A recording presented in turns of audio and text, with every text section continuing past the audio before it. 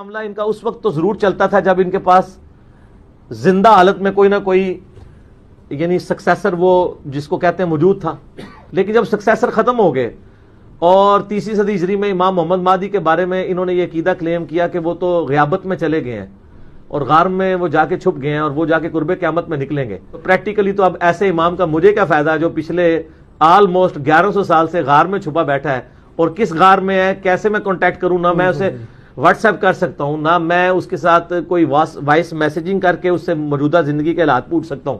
وہ کہتے ہیں نہیں، اصل میں علماء جو ہے نا وہ ان کی میٹنگ جو ہے نا وہ حالات حاضرہ کے مطابق اجتہاد کرے گی۔ سر یہی اصل دین ہے، یہی دین ہے۔ ختم نبوت نبی الاسلام کے بعد ہو چکی ہے۔ آپ علیہ السلام کے بعد کسی شخص کے اوپر کوئی وحی نازل نہیں ہوگی، کسی کا کوئی ڈیوائن ریلیشن نہیں اللہ کے ساتھ ہوگا۔ اعوذ باللہ من الشیطان اللعین الرجیم، بسم اللہ الرحمن الرحیم، الحمد للہ رب العالمین، والصلاة والسلام علی اشرف الانبیاء والمرسلین وخاتم النبیین ابی القاسم محمد وعلی اہل بیتہ الطیبین الطاہرین المعصومین ولعنۃ اللہ علی اعدائہم اجمعین من الآن الی قیام یوم الدین، اما بعد، بسم اللہ الرحمن الرحیم، یوم ندعو کل اناس بامامہم فمن اوتی کتابہ بیمینہ فاولئک یقرؤون کتابہم ولا یظلمون فتیلا۔ محترم ناظرین، السلام علیکم ورحمۃ اللہ وبرکاتہ۔ آج پھر آپ حضرات کی خدمت بابرکت میں شناخت و معرفت امام عصر کی اہمیت لے کر حاضر ہوا ہوں، چونکہ آخری زمانے کا وہ موعود اور حجت و بقیت اللہ جس کی بشارت تمام آسمانی مذاہب اور آسمانی کتابوں میں دی گئی ہے، ہماری زندگی میں وہ کیا اثر رکھتا ہے اور ان کی شناخت و معرفت کی ضرورت کیا ہے، اور بنیادی طور پر ان حضرت کی معرفت کیسی ہے۔ سب سے پہلے تو میں یہاں پر ایک بات عرض کرنا چاہوں گا، جس میں ابھی پاکستان کے ایک صاحب نے، جن کا نام انجینئر محمد علی ہے غالباً، انہوں نے امام عصر علیہ السلام کے حوالے سے اعتراض کیا کہ ایسے امام کا کیا فائدہ کہ جن تک واٹس اپ نہ کر سکیں، جن سے کانٹیکٹ نہ کر سکیں، جن سے رابطہ نہ کر سکیں۔ یہ اعتراضات ہیں ان کے۔ پہلی بات یہ کہ ان کو خود ضرورت ہے کہ وہ امام کو سمجھیں، امام کہتے کسے ہیں اور امام کے اختیارات کیا ہیں۔ در حقیقت انہوں نے جو سوچا ہے امام کو بالکل اسی طریقے سے سوچا ہے جیسے وہ اپنے خلافہ کے بارے میں تاثرات رکھتے ہیں اور علم رکھتے ہیں، کہ وہ بس جس جگہ ہیں اسی جگہ کا علم رکھتے ہیں، اس کے آگے وہ کچھ نہیں جانتے ہیں۔ اسی بنا پر وہ ان کے خلفاء یہ کہتے تھے لولا علی لعلک فلا، چونکہ وہ معاملات و مسائل کو حل کرنے کی صلاحیت نہیں رکھتے تھے۔ البتہ جو ائمہ اطہار علیہ السلام ہے، چونکہ یہ منصب خدا کی جانب سے ہے اور خدا نے ان کا انتخاب کیا ہے، چنا ہے، ان کے پاس وہی خصوصیات ہیں جو رسول کے پاس ہیں۔ ظاہر سی بات ہے کہ اختیارات جب تک معلوم نہیں ہوں گے امام کے، امام کی قدرت و طاقت نہیں معلوم ہوگی، اس وقت تک ہم نہیں پہچان سکتے۔ پھر اس طریقے کی باتیں لوگ کریں گے، اور پھر وہ جب اتحاد کی باتیں کرتے ہیں، وہ بہت زیادہ اتحاد کی گفتگو کرتے ہیں۔ میں بھی سنتا تھا ان کی باتوں کو اور لگتا تھا کہ واقعی ایک اچھا آدمی آیا ہے جو اتحاد کی باتیں کرتا ہے، ایک اچھا انسان ہے جو گفتگو کر رہا ہے، چاہ رہا ہے کہ شیعہ اور سنی کے درمیان اتحاد ہو، غلط فہمی دور ہو جائے۔ یہ ہم بھی کوشش کر رہے ہیں، سبھی چاہ رہے ہیں کہ اتحاد ہو، لیکن اتحاد کا مطلب یہ نہیں ہے کہ آپ جو کہتے چلے جائیں گے ہم اس کو مان لیں۔ آپ اگر ہمارے ائمہ کی توہین کریں گے تو ہم خاموش بیٹھیں گے، یا آپ غلط بیانی کریں گے تو ہم خاموش بیٹھیں گے؟ ہم جواب دیں گے، ہمارا ہر عالم جواب دے گا، ہر ایک کی ذمہ داری ہے کہ وہ جواب دے۔ آپ نے غلط طریقے سے بیان کیا ہے، آپ غور کریے کہ بچہ جانتا ہے امام کا کیا مطلب ہے، وہ احادیث سے موجود ہیں۔ خود پیغمبر اکرم اور مولا علی علیہ السلام کی حدیث موجود ہے، چھٹے امام جعفر صادق علیہ السلام کی حدیث موجود، جو مثال دی گئی ہے. پوچھا کہ اس ٹائم بھی پوچھا گیا کہ جب آپ کا بیٹا پردہ غیب میں ہوگا، یعنی غیبت میں ہوگا، آپ کا بیٹا، آپ کا نائب غیبت میں ہوگا، تو لوگوں کو فائدہ کیسے ملے گا؟ کہا بالکل اس طرح جیسا سورج بادلوں کے پیچھے چھپ جاتا ہے پھر بھی فائدہ دیتا ہے. سورج اگر بالکل غائب ہو جائے تو دنیا اتنی ٹھنڈی ہو جائے گی کہ لوگ سب مر جائیں گے، دنیا کا وجود ختم ہو جائے گا، یعنی انسانوں کا وجود نہیں رہ جائے گا.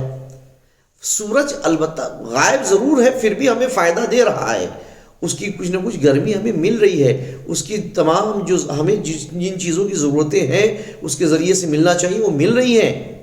اسی طریقے سے ہمارے امام ہیں جو غائب ضرور ہیں لیکن ہمیں فائدہ دے رہے ہیں. اب یہ صاحب کہ ہم فائدہ کیا ان تک نہیں پہنچ سکتے ہیں؟ بھری دھوپ میں اس میں نقص امام کا نہیں، نقص ہمارا ہے جو ہم ان تک رابطہ نہیں کر سک رہے ہیں، ہم ان سے کانٹیکٹ نہیں کر سکتے ہیں. کانٹیکٹ کر سکتے ہیں، محسوس نہیں کر پاتے ہیں. ہم رابطہ کریں اپنے امام سے، ہمارے امام بات سنتے ہیں، ہر جگہ موجود ہوتے ہیں.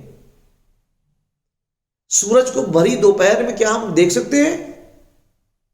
اگر ہم نہیں دیکھ سکتے سورج کو، کیا یہ سورج کا نقص ہو گیا؟ قطعی نہیں، یہ سورج کا نقص نہیں ہے، یہ عیب نہیں ہے، بلکہ ہماری نگاہوں کی کوتاہی ہے اور کمزوری ہے کہ جو ہم سورج کو نہیں دیکھ پا رہے بھری دوپہر میں. تو امام سے جو ہم ملاقات نہیں کر پا رہے ہیں، امام سے ہم ڈائریکٹ رابطہ نہیں کر پا رہے ہیں، تو اس میں امام کے کوئی نقص نہیں ہے بلکہ یہ ہمارا نقص ہے کہ اپنے امام سے رابطہ نہیں کر پا رہے ہیں.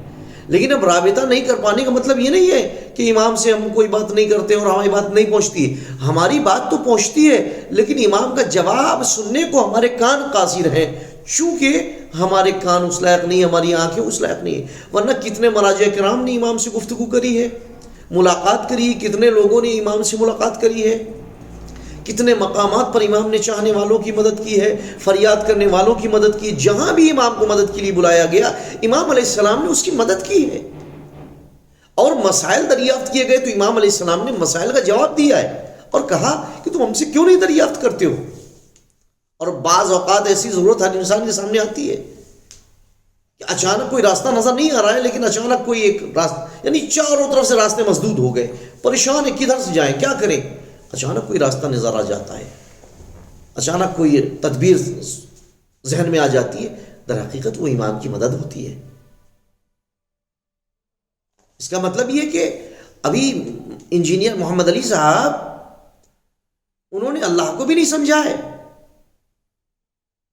اللہ کی قدرت کو نہیں سمجھا. وہ امام پہ اعتراض نہیں کر رہے ہیں، وہ اللہ پر اعتراض کر رہے ہیں، اللہ کی قدرت پر اعتراض کر رہے ہیں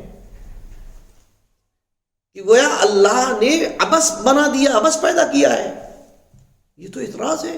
اللہ نے کسی بھی چیز کو عبث نہیں پیدا کیا ہے، ہر چیز کا ایک مقصد ہے.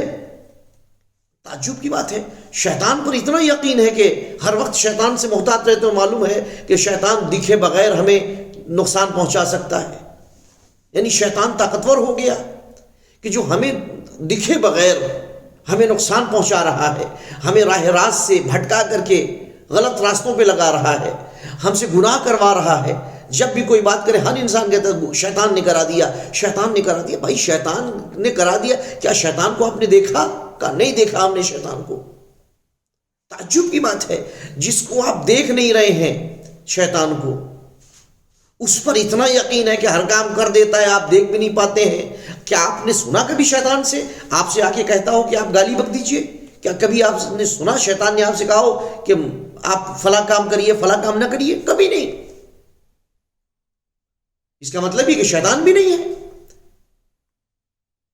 سوچنے والی بات ہے، غور کرنے والی بات ہے. جس طریقے سے، اور پھر یہ عدل پروردگار کے منافی ہے کہ چھپ کر کے کوئی بہکانے والا موجود ہو اور کوئی ایسا موجود نہ ہو جو رہنمائی کرے اور اس بہکانے والے سے بچائے. تب تو پھر روز محشر لوگ کھڑے ہو کے پروردگار عالم سے کہہ دیں گے پروردگارا ہم گنہگار نہیں ہیں، تو نے شیطان کو تو اجازت دے دی تھی، تو نے شیطان کو لمبی عمر عطا کر دی تھی، وقت معلوم تک کی زندگی دے دی تھی. وہ ہمیں بھڑکا رہا تھا، وہ ہمیں بھٹکا رہا تھا، ہمیں گناہوں کی طرف لے جا رہا تھا.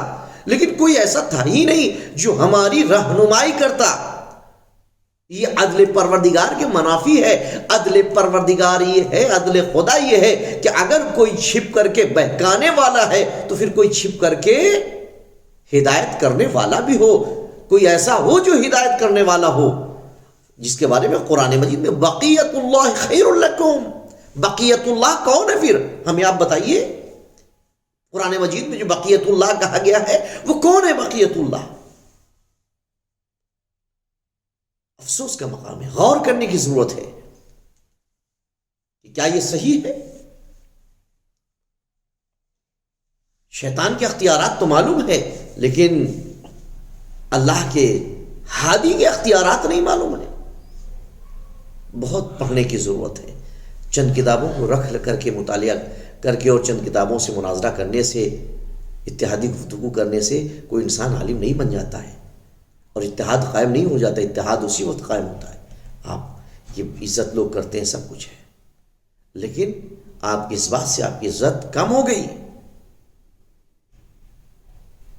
آپ غور کریے ذرا. کسی کو ٹھیس پہنچانا، کسی کو تکلیف پہنچانا، کسی کے شخصیات کو غلط کہنا اور اس کی توہین کرنا اور اس کی عزت کو کم کرنا، کیا یہ اسلام کہتا ہے؟ جب تک ہم کسی کے بارے میں جانے نہیں، ہم اس کے بارے میں زبان نہ کھولیں تو بہتر ہے. عزیزان محترم، انشاءاللہ کل اس کے آگے گفتگو ہوگی. آپ سے اجازت چاہتا ہوں. خدا حافظ. وآخر دعوانا الحمدللہ رب العالمین.